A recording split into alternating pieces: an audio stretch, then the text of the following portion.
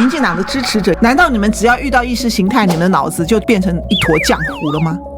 赖清德，你这完全的黑箱，从何说起啊？被牺牲的产业，你赔得起吗？你又不承认，你到底帮了什么样的产业？你又到底害了什么样的产业？还是你什么都没有帮到，你只有害了我们的产业？然后民进党这么耍无赖的说法，民进党的支持者也能接受？那民进党支持者做生意的呢？啊，赖清德诚意十足，送一个这么大的礼给川普啊！2个交易日跌掉10%，汇率第一季做的生意全部都白干了，而这个时机点刚好赖清德喜滋滋说他们跟美国谈得非常的顺利，话还没讲完就马上来这一波杀手锏，这叫做什么？谈得很好。讨厌。 Ladies and gentlemen, welcome the host.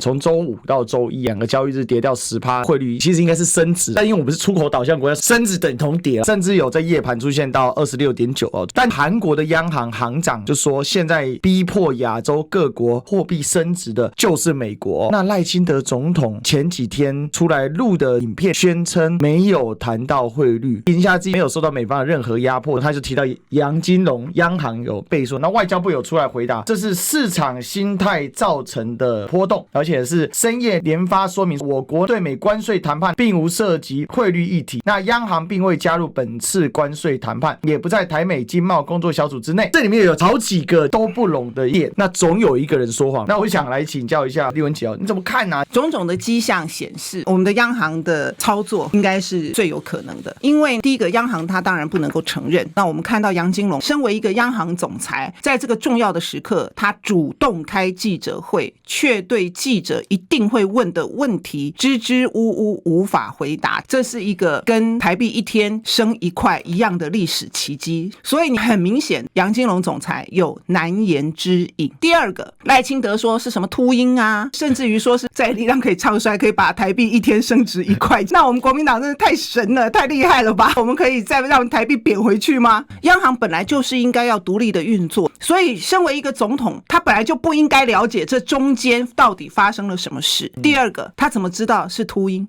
那如果是秃鹰，是哪一只秃鹰？所以赖清德不可能知道，可是他为什么要瞎编2个理由？对，所以就证明了他也是心虚嘛。第三，更直接的证据，美元是看贬没有错，巴菲特也说美金未来将会是一个地狱。但问题是，为什么全世界面对美元的贬值，只有微幅的升值，只有台币不正常的在一天升值1块钱，这样子的一个不正常，只有一个理由，是央行操作的。要操作一个国家的汇率，那是何其困难的一件事情。全世界最有能力操作本国汇率的，当然是本国的央行，毋庸置疑。所以央行绝对脱不了关系。我也鼓励国民党的立法委员去跟央行要资料，当天央行有没有抛外币，尤其是抛美金。如果央行出手抛售美金换大笔的新台币，那就坐实了这件事情。而这个时机点刚好是赖清德喜滋滋的说他们跟美国谈得非常的顺利，话还没讲完呢，就马上来这一波杀手锏，杀的全台湾的企业措手不及，第一季做的生意全部都白干了。那这叫做什么？谈得很好。所以这个事情我认为10之8九就是我们的央行干的。那央行为什么在这个时候做这个事情？当然就是因为赖清德下令，就是在美国的压力底下干的。但我觉得最大的疑惑，那他可以选择不讲啊，也可以选择不要去录那个影片。他那5点里面，简单来讲，第一，经济太好，所以会升值，这是鬼扯嘛？经济太好不是等你财报公布才知道经济好？蔡英文的经济不是也好了8年吗？那为什么蔡英文的时候，我们的台币从来没有这样子莫名其妙的大升呢？哎呀，赖清德讲这些话是骗外行人嘛，因为他不能够把丢人的事情全世界第一个兑现，美国的压力，然后很明显，央行的目标就是30块嘛，因为央行怕真的大家进场操作，所以又出手踩刹车。那问题是接下来呢，赖清德完全处于被动，那使得我们的市场处在一个高度的不确定性，而美元走贬又是大的趋势。那你今天央行会不管未来美元走贬，这2天你台币已经升足了吗？你也不敢讲是不是一次升到位呢？不晓得。我这2天我一直在讲啊，要不然你就告诉大家你有一个赖清德防线嘛，我会守在30块，你也不敢讲啊。这个高度的不确定性才是大家最难的，所以不管好或者是坏，你必须让企业能够有一个稳定投资的环境，或者是一个稳定的做生意的环境。那这是今天赖清德完全没有办法提供的，所以他如果跟美国谈得很好的话，我也多次讲，那他应该邀功啊，哪些关税不用啦，他都为什么不敢讲？那你今天如果你是用提高我们的汇率换来的，你有换来吗？还是你只有提高汇率，你并没有换来免关税？那这不就是倒贴？这不是很严重的失败吗？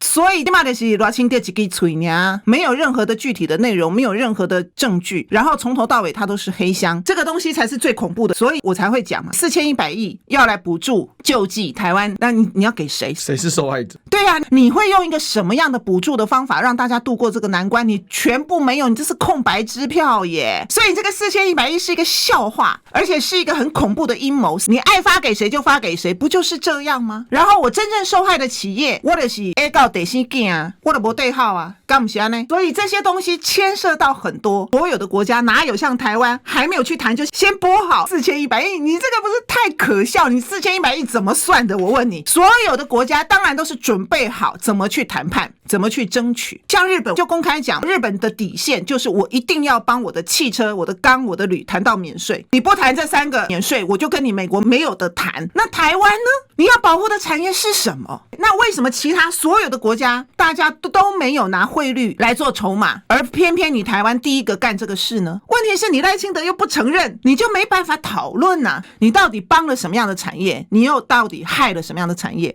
还是你什么都没有帮到，你只有害了我们的产业？你这完全的黑箱从何说起啊？被牺牲的产业你赔得起吗？这些都是问题啊。所以民进党还可以这样继续的自欺欺人，然后民进党这么耍无赖的说法，民进党的支持者也能接受。那民进党支持者做生意的呢？民进党支持者有念过经济学的呢？难道你们只要遇到意识形态，你们的脑子就变成一坨浆糊了吗？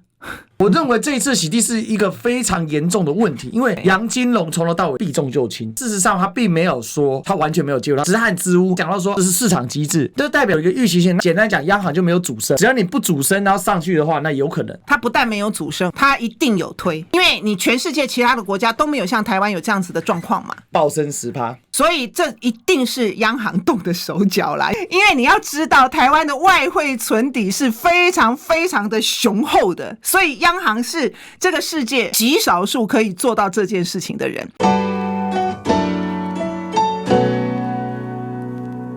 那外交部又出来洗地，关于韩国媒体的报道，国内的报道过度诠释。外交部讲很清楚，他说真正的韩文报道是韩国央行总裁所称为市场心态对部分亚洲国家汇率造成的波动。可是根据韩国公共媒体 KBS 报道，李总裁韩国央行长，韩元及其他亚洲货币走强的背景是美国正在与各国个别会谈，并施加货币升值压力。另外，韩联社官网韩国央行总裁李昌镛说，包括韩元在内的亚洲货币近期升值，部分原因就是美国政府对亚洲国家施压。外交部看着韩文跟你说棒嘎，真的是有点昏倒了。外交部可以不要说这个谎，因为说这个谎，总统威信尽失。杨金龙简直是一场很扭捏的秀。再来，外交部也要把自己公信力也赔下去。民进党政府是发了什么疯啊？为什么赖清德要撒这么样的瞒天大谎？因为美元的贬值，这是一个正常的市场反应，可是你相对的升值的幅度不会像台湾这么离谱，这么莫名其妙，所以人家的升值是自然的市场机制，并没有拿这个东西去答应美国什么。可是台湾的不正常是不是暴露出台湾跟美国答应了什么？那我们付出了这么惨痛的汇率的成本，我们换到什么？那因为没有换到，所以赖清德才不敢讲。那我们凭什么单方面的倒贴呢？我们为什么单方面的跪舔呢？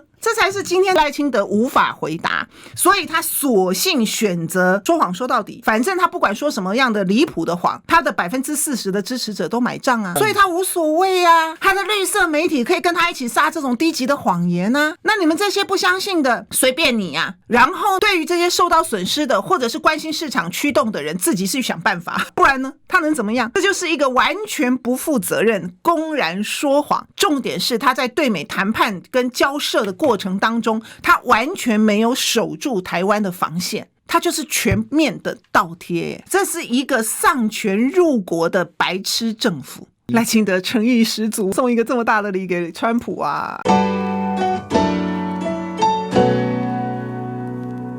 现在最严重的问题，川普接受访问谈到跟各国的谈判进度，那川普说其他国要跟美国签协议，未来会针对各国提出关税数字，他们可以选择接受或不接受。美国呢知道所有国家都想进入美国市场，但美国不在乎其他国家的市场，他也不需要签署任何的贸易协议。如果想要，现在可以签出25个协议，但是我不在乎签出任何的协议，所以很可能根本就没协议。我严重怀疑所谓的货币增值30，然后长期28，事实上只是上桌条件，根本不是成交条件，而且搞不好根本不存在成交条件。川普就是吃定你这些小奴才，反正只要把你榨干，我的民调回升我就赢了。美元自己就有贬值压力，9兆美元的国债就要到期了，6月就自爆了，大家就在等6月。为什么中国现在开始跟你不急着谈？中国的态度一直很明确清楚，这件事情是好事，你模糊摇摆不定其实才是不确定因素，所以中国的态度一向都非常一贯而清楚，打奉陪到底，谈我绝对欢迎，而且我开放，可是谈要有谈的态度，你必须谈出来的是双赢，所以这才会有今天的中美要在瑞士开谈。问题就在于是你美国没有拿出诚意，而且你美国那个谈法不叫谈。其实两边的谈判代表看层级是类似的，但是就决策逻辑是不一样。因为贝森特跟川普有一个很长期的私人关系，所以他相对是可以参与决策的层级，但是中国大陆这边是副总理，副总理比较是事务型的官僚来承接这个任务，所以我们可以看到两边的就实务层级上还是有它的落差。另外习近平有出来呼吁欧盟要共抗单边霸权，东协加3的问题，还有中国跟欧洲议会取消全面相互交往限制权，所以山雨欲来。最后我只是简单讲一个话，美债不是川普的真正的压力，美债6月到期，川普也不会没有能力处理，所以这个是我不同意大多数人的讲法。那其实真正的问题是出在美金，那么台湾应该要大幅的降低对美国市场的依赖，那你必须开辟新的市场。所以现在很多人评论的说要扩大内需，这个也是错误的，台湾没有办法扩大内需，所以台湾必须扩大我们新的出口市场，来逐步的取代我们对美国的市场跟美国的依赖。这是为什么当时要 ECFA 的原因，因为不只是进入中国大陆的市场，而是要透过中国大陆进入全世界的市场，这才是我们今天要去思考要去做的。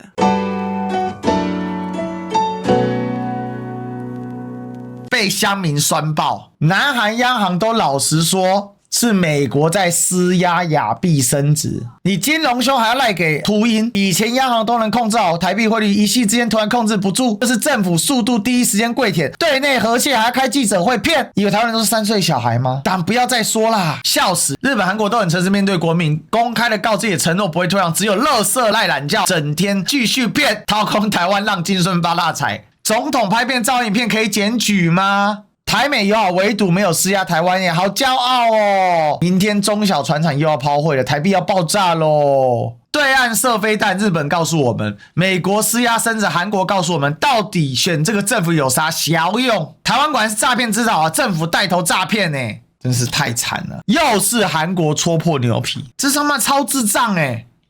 你就看看民进党政府，他连澳洲他都顶不住，首批澳洲来猪扣关，食药署不提高边境抽验检验比率和不公布流向，为什么？因为如果澳洲要抽要公布，那爸爸怎么办呢？想当年民进党对莱猪，那可是往死里打，毫无底线，就为了跪爸爸，这是不要脸到了极点。如果说为了当总统，然后牺牲人民的健康作为交换的条件，那我想那干脆不要当也罢了。继续搞大声呀，他们就要讲诶，为了要跪爸爸，什么事都敢干呐、民进党轻念轻情爱乡土，爱乡爱土爱查某啦，爱钱惊死见做官啦，要叫伊烧钱啦，因囝去走出去啦，因孙伫美国啦。干那要向做总统啦，该讲过的话拢总是笨死。反正我做总统啊，你讲我笨死，你掠起来，恁爸大安怎？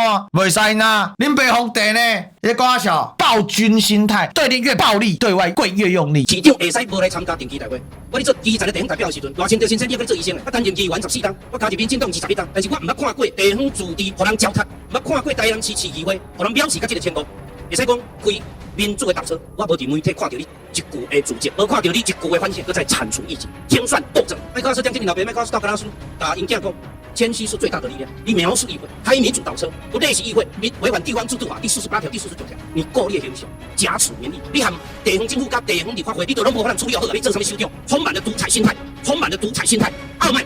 偏见这个数据已经显示着台南的经济闪红灯。你提包装你家己，过去老馆长陈东山新闻处一档编列2800万，左班地馆长编列4500万一档，但是你呢，为9000万开始跳到今嘛，一档一个1000万，你已经开前面的会员会关去5亿，你新闻处包装你家己。前台南市的议员，管他蓝的绿的，每个都讲一样的话，所以赖清德是什么货色？看出来了没有？